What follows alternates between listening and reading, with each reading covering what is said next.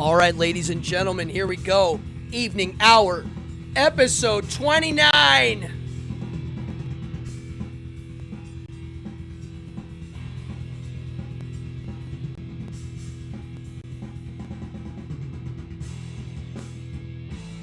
Yeah. What's up, people? Come on in. How many of you like Pez?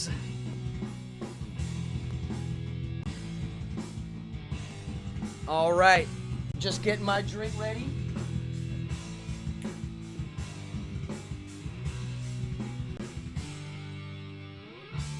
Uh-oh.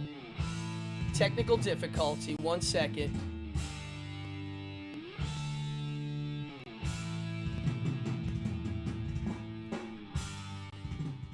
All right.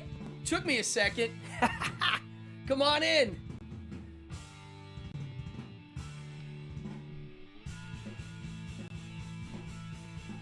All right, folks. Sorry about that. Running tech is crazy. Now I'm going to switch to vinyl because I prefer vinyl. I only use that CD because I need to burn it onto a digital file. Wow. Yo, come on in. Sorry about that crazy intro. It's funny. I've been doing this show now for a while, 3-4 months. And I think I have a grasp on all of the tech. But the reality is, when something bad happens 2 minutes before I'm ready to go on with the tech, I'm clueless to what to do. I have no idea. I'm like, I don't even know where to look. So, sorry about that. Wow, come on in. We got William, Mark, Silly, Libra Liz, Voider Shark, Libra Liz, Silly. What's up, people? Come on in. I know there's more people coming in. Amanda, yay, awesome. Come on in. We got all the fun people in here now. Let's go. So, yeah, I got a fun episode. Before I get there, thank you, Silly. This t-shirt is older than, some of the people watching, I think. Literally, I don't remember where I got this shirt. I really don't. I'm like right now trying to think. I've had it since senior year of high school, freshman college. And I don't wear it that much, and I haven't cut the sleeves off of it because it's kind of valuable. So, I do wear it once in a while. Thank you. Alexander Ray, what's up, brother? How are you? Come on in. So, yeah, we're going to talk about Pez. Me, and actually somebody in the chat, Voider Shark in the house, she lives right by the Pez mecca. And so, yesterday, we went, and I'm going to tell you about it. It was pretty cool, and she'll vouch for it that it was pretty cool. A dollar store near you had Jolt briefly, meaning they were selling it. Oh, I like Jolt. When it came out, of course, the novelty made it fun. But the soda, it's not a Coke. Yeah, it had lots of caffeine. Talon, what's up? Come on in, grab drinks, grab drinks. I have with me tonight, is this mine? Where's my cup? Oh, she got me a new can. My daughter just brought me a can of Poland Seltzer. Black cherry. So, yeah, grab your seats. If you're new in here, hit that subscribe button. You know, if you watch all these shows, everybody's like, hit the subscribe, hit the subscribe. Steven. The reason why they say that is because it's hard to get subscribers. And I'm trying to get to 1,000. So do that. And I'd like to give some shout outs to people. Kevin, Stacy, and Silly, thank you. They donated when I was offline. So whenever that happened, Mr. Kevin Stacy. Look at this. Rick Sherman in the house. His wife, Beth, collected Pez, and they are going to give it to me. Wow. I can't even imagine. Well, Beth, if you do give them to me, I will not only take care of them, I probably will make a wall and kind of cover it. I might do that. Yo, Moonlight, did you see that? How many do you have, actually? Wow. Sean Peterson. Yeah, there are people that have their collections put there. So, wait, before we get to Pez, hold on. We're going down the Pez hole. I can't wait. I love that I picked the subject and people are responding already. So, what do I have to say before we start? Oh yeah. So Wednesday is going to be another evening hour, and I haven't decided the subject yet. It might pertain to Friday. Friday's going to be a really interesting one. Here we go. Ba-boom! Behind the Devil's Curtain, Episode 8. Warlord Moses and Other Bible Stories. The Shocking Truth, February 5th, 8 p.m. Eastern Standard Time. That episode's going to be fun. Wow, you have she has 150 pesos. Oh, wow. That episode is going to be awesome because one of my hobbies since I was little has been studying religious apologetics. Christian was the first one. Then I moved to Judaism and then Islam. And I love watching, for the record, I'm atheist, and I view all religions as on a philosophical level. So, and I always thought it was fair game to criticize philosophy, and religion fits into that category. So as a kid, I always thought it was interesting how religious people justify the terrible things that are in their religious texts or the terrible things that their followers do in the name of their religion. And I love watching the mental jumping that goes through that. So the show on Friday is about, basically I'm going to go into 3 different Bible accounts, stories. The first one being Abraham, the second one being Moses, and the last one I'm going to do an overview of the slavery that's in the Old Testament. Now, some people who are religious think they understand the slavery in the Bible because their religious leaders have explained it to them of why it's in there. And I think I'm going to show people some little nuance to that is going to shock them. The other thing is I'm working on other episodes that go into more of that kind of detail, and there's going to be one on the New Testament also. So that's in the works. But I've been working on that episode maybe my whole life because I've been listening to religious people debate for the last 20 years. 15 years. 15 years. Yeah. So Friday night, don't miss it. If you're into history, Bible studies from the other side, which is my side, not from the believer side, but from the atheist side, you're going to like that episode. And I know for a fact, way more than half of you will find it interesting. What? Thank you. Getting many nice compliments. Grazie, grazie. All right, what else before I go? Yeah, if you're new, hit that silly subscribe button. I hate hustling it, but I have to. Also, a lot of people watch these offline. And so when they're offline, maybe I can get lucky. Look, if you look at the screen right now on the bottom right, that's where you can find a little subscribe box on the screen. Right. Wait, am I pointing? No. No, hold on, I'm backwards. I'm pointing right there. There. Okay. Enough babble. Let's talk Pez. Well, I don't know where to begin. I'm not going to begin with yesterday's trip. I'm just going to begin by saying when I was little, Pez was everywhere already.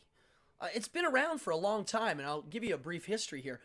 But I just remember you went to the store, whether it be a 5 and dime, like Murphy's, Kresge's, Woolworth, a candy store, whatever. They had Pez. I even think the grocery store sold them back then. And I have a bunch here I'm going to show you. Now, mind you, I am not a crazy Pez collector. I have a few. And I display them as part of my collection. I have a shelf near my kitchen that's got my little stash. But I've met people that have hundreds, like Rick Sherman's lovely wife, Beth. She has 150, but she's sick of them. So it sounds like they're going to dump them on me, which is awesome. So, you see all this junk? You'd be surprised at how much of it was either found or given to me. A lot. People give me things because they know I'll take care of it and show people as a curator. So, thank you. So that was it. I had a couple Pez. I'm going to show you some of my favorites over the years. And my whole life, I've been driving up 95 from New York up through Connecticut for work purposes. I get a lot of work in Connecticut and in that area. And every time I'm on 95, there's the sign, Pez Visiting Center. Well, I imagine it being not large. You walk in, they have a display that has the history. They have a little store, a gift shop, and then there's a window you can look in at where they're doing the Pez manufacturing. That's how a lot of gift shops are attached to famous candy factories. I grew up in Altoona, wow. Kresge's, yeah. So I grew up in Altoona, Pennsylvania, and we had Boyer candy that makes Mallow cups, and you'll see me wearing the t-shirt all the time. And the gift shop there is really nice, and they do have what I said, like a history of the wall on the wall and a window you can look in and see the factory kind of a thing. Benzel's Penny Sticks Pretzels, I live near that factory, same thing. Well, the Pez Visiting Center wasn't like that, and Elizabeth, where are you? Voider Shark is in here. What's up, Voider Shark? She went with me, and let me tell you, I mean, she grew up near there, so she already knew about it. Elizabeth, you said you'd never been there before, right? I'm sure you knew people that have been there. Well, it's massive. It's huge. It's a massive building on a massive factory, and we pulled up, and, you know, mind you, it's cold out, and it's COVID season, so the rules are a little different. So we pull up, and we go in, and there's a waiting list, because it's less capacity. And they told us it's about a half an hour. So we waited, and we went in. They texted me and said, we're ready for you, which I thought was nice that they offered that they were actually messaging people. And there were a lot of families waiting with their kids. It's definitely a place to bring kids. And we went in, and when you walk in, the first thing you see on the left is a massive wall, 30 feet high, 40 feet high, covered in Pez. Just glued to the wall or whatever behind a glass, like massive. And then before you is a massive gift shop museum. Literally a museum. They have so many, you could spend, if you take your time, Elizabeth, how long were we in there? 1 hour? 1 full hour? And we were kind of moving quick. I might have gone slower. I don't know. We could have spent another half an hour taking our time. I want to go back. I'm going to go back again. That's for sure. Yeah, okay. Here we go. I'm going to give you a little history of Pez, and then I'm going to show you some stuff. And I did buy a few items. I would have bought a t-shirt, but the t-shirts they were selling, I'm picky. All right, here we go. Pez. The word P-E-Z, Pez. It's short for, I can't pronounce it. Peppermints. It's German peppermint. The word for peppermint, anybody? Well, I can't ask you to pronounce it for me. P-F-E-F-F-E-R-M-I-N-Z. Pfefferminz. Pfefferminz. It's German. So in Austria, Edward Haas III in 1927 invented Pez. And he invented them, you ready for this? For adults to quit smoking cigarettes. And they were kind of like a peppermint, like an Altoid. They were candy. They were mints, but they were around from 1927, and in 1952, Edward Haas III and the company Pez introduced the box. And I'm going to show it to you now. They actually sell a reproduction box at the Pez factory. Here we go. Ba-boom! That is the box. And if you're wondering what that is, let me pull this right here. It looks like a Pez missing the head. And if you look, I'm going to open it. It's just like this. Boop. And it's just like any other Pez box at that point. So here, let me switch cameras now. This is the one that you're looking at. It's the kind they actually sell now. So he invented this little box. Look, it looks like a lighter. It's like a little lighter. Boop. Look, and then you take your candy. And there you go. So he invented it. Now, at the factory, they had the metal ones, which I believe they were originally metal and then plastic quickly after. I was shocked that they didn't sell more vintage Pez. But they did have this, and I wish they made a metal one, a fancy one. If you're watching this and you work for Pez, make a fancy one. I'm the kind of sucker that would have bought a nice metal one. They were originally in a little tin, yes. And I like this design. I think it's kind of cool. This is the one I'm going to use. I've decided this is my personal Pez for now. It's re-sparked my imagination on why these are fun. And so then the guy made that little box. And then the head shows up in 1955. They started putting the little head on. And I couldn't find the very first, but, well, Popeye's the first licensed one. They did Popeye, they did Santa, they did Mickey Mouse pretty early. That's 1955. And the original one that they did, this is the first one, actually. It was a full-bodied Santa. So it was a whole body and then the head. So here, Libra Liz went. Phil, what's up? Yeah, so it's kind of cool. Like, here, I have an old Santa right here. This is one of my old ones. Here, we'll get to these in a second. So then, at the store, I'll put this out now. They actually sold this Pez, too, which I bought. This one right here is a vintage-style model. This is one of the only ones you can only buy it in the store. It's like an in-store only, and I thought it was cool. You can see a little profile of the guy's funny nose. This looks like one of the ones that's like one of the original styles. And as you know, Pez makes thousands of different, I mean, it's crazy. So I found out, it says here that there are over 550 different ones, but here's the but. When I mean different, like, if I say Santa, that counts as one. But there are thousands of variants of these things. Thousands. So if you get just Santa, you could just collect Santa Pez, and there's a whole bunch. Halloween, Skull, I mean, and each one, the variants, the colors, I mean, this is what makes things fun to collect. Especially one that's broad like this. Like, to own every one it's basically impossible. It would take a lifetime, which is why it's kind of cool. And over the years, these Pez's, I mean, they made early on, and I want you to Google this. I was trying to upload more photos, and I couldn't. They made a Pez gun, and it's a piece of plastic. It looks like a spaceman gun. They had a black one, which is kind of cool. And it shoots a little pellet, like a Pez pellet.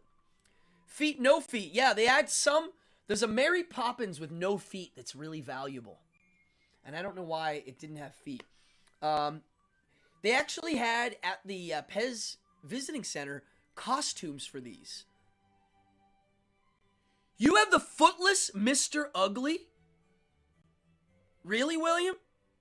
Because I saw that in the museum. That one's nice. That was one of the ones I liked the most. And Elizabeth will tell you that. There were a few. If you go to my Instagram, Cardone Magic. If you ain't following it, follow it, because it's a supplement to these shows. I posted all of my favorite ones that I saw. And Mr. Ugly's in there. I love him.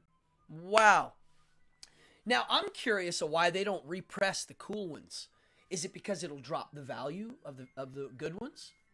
Could be. I don't know. I would love for them to repress some of the fancy old ones. They know people collect these. So do some of the old school stuff. They made this a few years ago.